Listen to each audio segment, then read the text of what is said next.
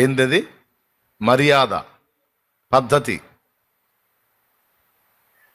ఎవరి దగ్గరైనా మనం ఏదన్నా ఫలం పొందేటప్పుడు ఆ మనిషిని అడగటానికి ముందు గతంలో నువ్వు నాకు ఎంతో సాయం చేసావనే మాట అంటాంగా.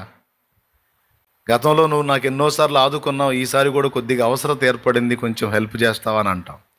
హెల్ప్ చేస్తావని అడిగేటప్పుడు గతంలో మనం ఆ వ్యక్తి దగ్గర నుంచి పొంది ఉంటే, గతంలో నీవు ఎన్నో పర్యాయాలు నాకు సహాయం చేశావు, దయచేసి ఈ మారు కూడా సహాయం చేయి, చాలా కష్టకాలంలో నన్ను ఆదుకున్నావు, నీ మేలు ఎప్పటికీ మర్చిపోలేను అని అలా చెప్పినప్పుడు ఏం జరిగిద్దంటే, ఆ మనిషికి నువ్వు కృతజ్ఞత చెప్పినట్టయిద్ది. ఆ మనిషికి మళ్ళా మమత కలిగిద్ది నీ మీద. అరే, గతంలో నేను చేసింది మర్చిపోలేదు, ఈ మనిషి గుర్తుపెట్టుకున్నాడు, ఇప్పుడు చేసినా కూడా గుర్తుపెట్టుకుంటాడని తిరిగి మేలు చేయడానికి ఆ మనిషి యొక్క మనసు సిద్ధపడిద్ది. ఓకే. అంతేగాని గతంలో చేసిన అన్నిటిని కూడా